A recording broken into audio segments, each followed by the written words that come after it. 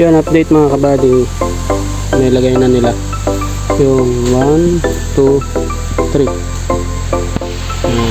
So magme-merienda muna sila hanggang yan na natapos.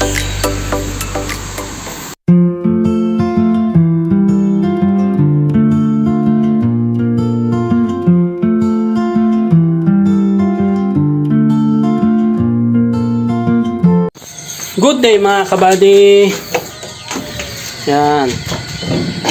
Nandito na po tayo sa likod at tayo po ay magpapakain na. Unang kain nila.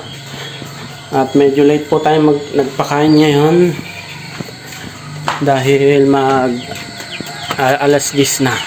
Yan, dahil may pinuntan lang saglit sa bayan. Yan, so samahan niyo ako magpakain mga kabady. Start na mga kabady.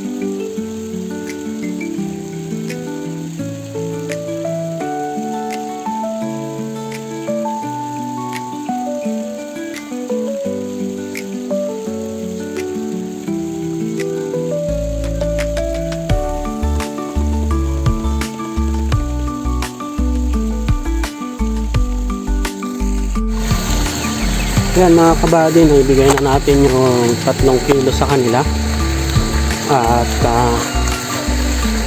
naubos na nila. So dadagdagan natin yan, bibigyan pa natin sila ng 1 kilo.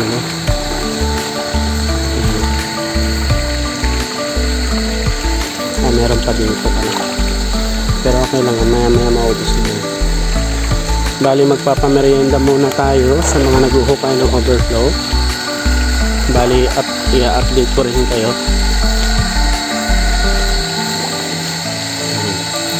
Samahan nyo. Bali, ito yung kahapon. Papakita ko lang ulit. Ngayon, doon na sila sa dulo.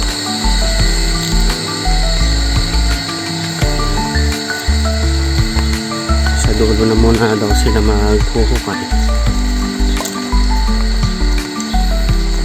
Medyo magalaw lang mga kabali. Ayusin natin.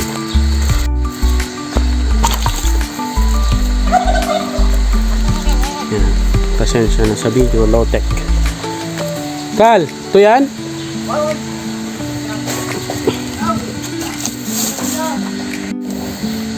Yan, ito na yung nagawa nila. Dito yung exitan ng tubig soon.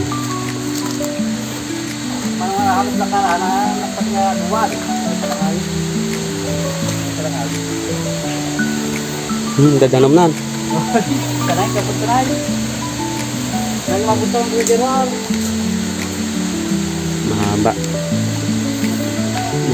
itong papalagyan natin. Pero okay lang yan. Taon ang bibilangin na magagamit yan. So okay lang. Kumbaga one time gastos na lang. Ganun talaga sa nagsisimula, magastos. Pero pag tagal-tagal, worth it naman yan. Yan. Update ko ulit yan mamaya mga kabady.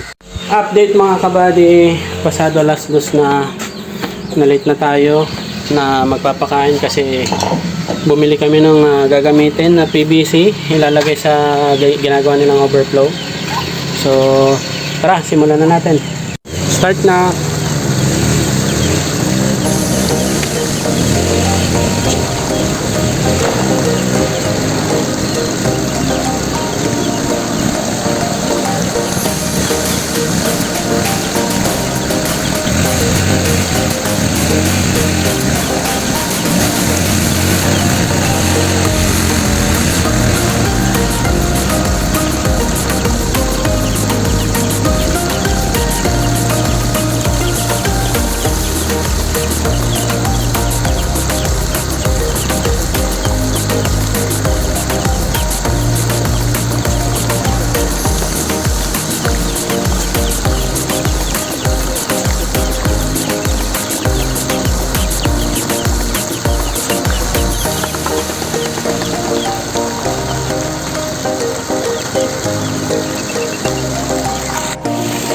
Yan mga kabady, bali binigay na natin yung 3 kilos.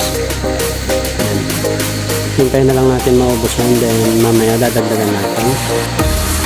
Tapos papakita ko sa inyo mamaya yung PVC. Nakabit na daw nila yung iba. So update ko kayo ulit mamaya.